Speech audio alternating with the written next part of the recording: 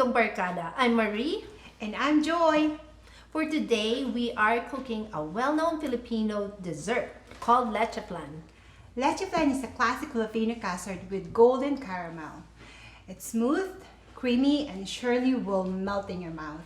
It's traditionally served as a dessert at parties and special occasions. At di lang yun, Marie. Masarap yung pantopping sa halo-halo at mais con yelo.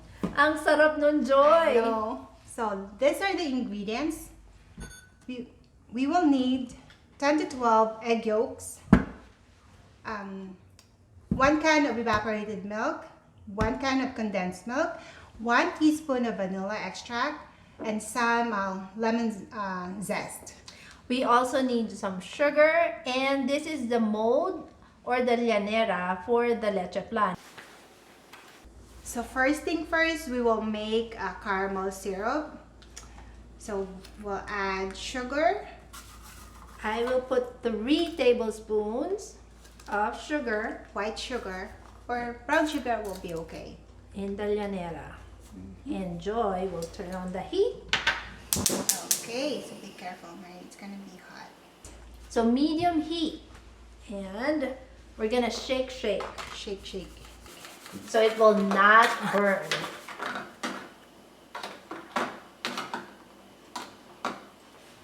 You can also make a syrup sa pan if you prefer that. Shake. Shake.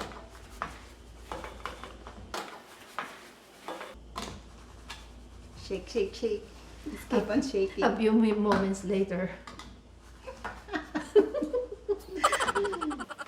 So maybe I can do the other one too. Yeah, Here. sure. Yeah. Here's have the one sugar. I think you need more. I'm just gonna put it the whole thing there. And I'm gonna shake too. Oh, do you need a...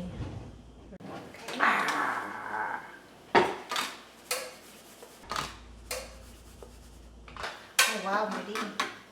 It's turning to brown. Make sure the sugar is all melted. Walang natirang granules. Talagang kailangan melt na melt siya. So make sure all sugar is melted. Be careful not to burn. So we'll turn the fire a little bit low to low. It's all melted. Now we're going to separate the egg yolk. And from the egg white. So yes. So here's the egg white and Make sure wala yung... ay naku, nasira That's na. good. Okay. Alright. Saan ko ito lalagay? Oh yeah. Ayan, I forgot. Meron pa na. Nakainit yan ah. Baka gusto mo akong tulungan, Joy. Oh sure. Kala ko nag-i-enjoy ka. So, Para mabilis tayo. okay. Ayan. Now, A few moments later. now we I'm gonna don't mix both set this aside. We'll save it for our meringue. yes, Merengue. meringue or white egg white. Okay. Do Omelette. I mix? Yeah, you mix it only one way. But should it be fast or No, just slow. just slow?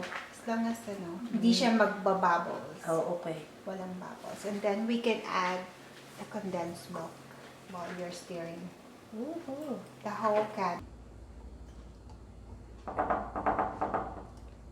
Okay. Then we can also add the condensed milk.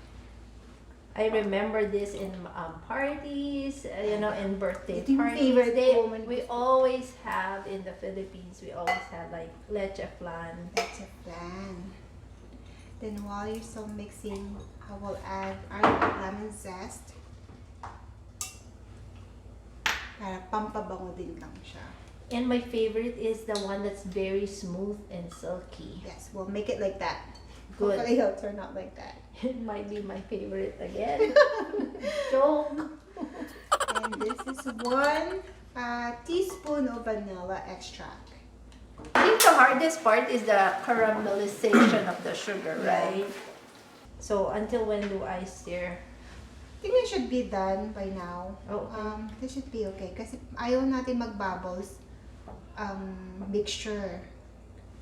Tapos ngayon, we're going to strain this 3 times. 3 So times. we'll use Okay, I'm gonna get the that, strainer. and I'll get another bowl. So we'll strain the mixture para matanggal yung mga buo-buo from the eggs. To make it smooth and silky. Yes. So that's one. We'll do this 3 times. So another strain. This is our second one. Gawin natin yan. Wow. And then, Now it's better. It's cleaner. yeah. Last one.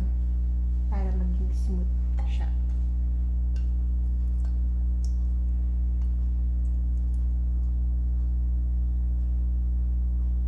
Third time. Okay. Looks like it's smooth na siya. Good. Yep. Yep, that's good. Alright, now we'll transfer this to Lenera and we'll steam it for 35 to 40 minutes. Now we're ready to pour. Halfway, right, Joy? Halfway Let me know when. When? now.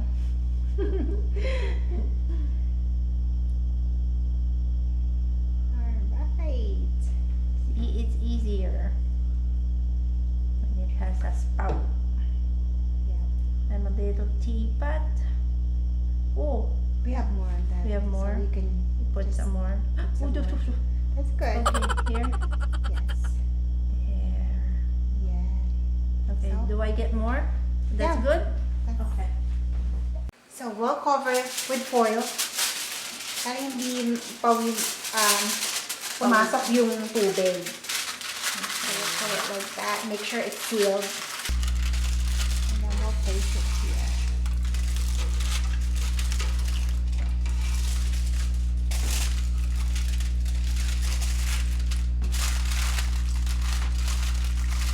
Now it's boiling. Yes, it's boiling. Now we'll place this here for 35 to 40 minutes. Till it's done. Voila. We'll wait.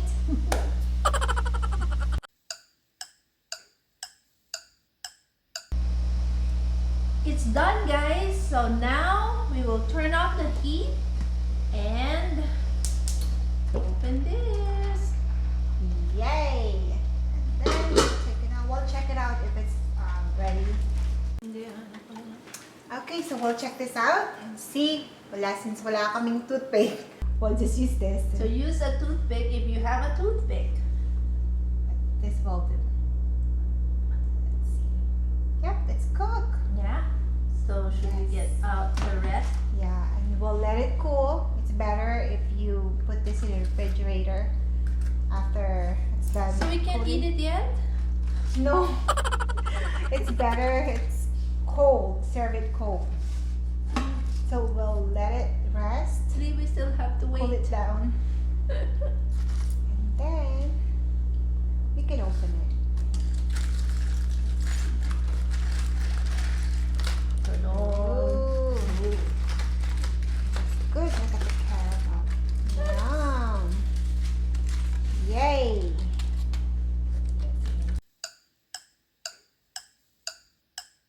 So now it's cooked. We will let it cool, and then later we will turn it upside down, and you can see the caramel on top.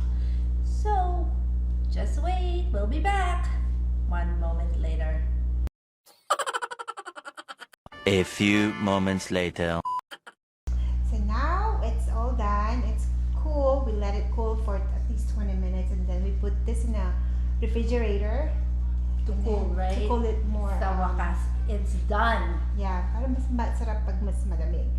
So we'll just do this side para mas madali siyang open natin sa camera. Okay. Paikutan lang natin siya ng knife. Can you see it? Hold on, sorry.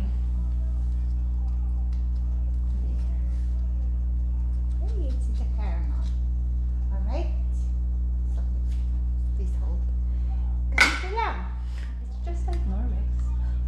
Ayan, there you go. Wow!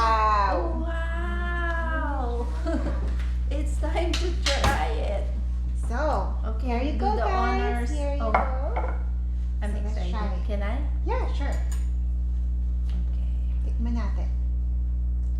Hating kapatid. Alright, sige. Hating kapatid. Parang mas malaking sa akin. Let's taste it.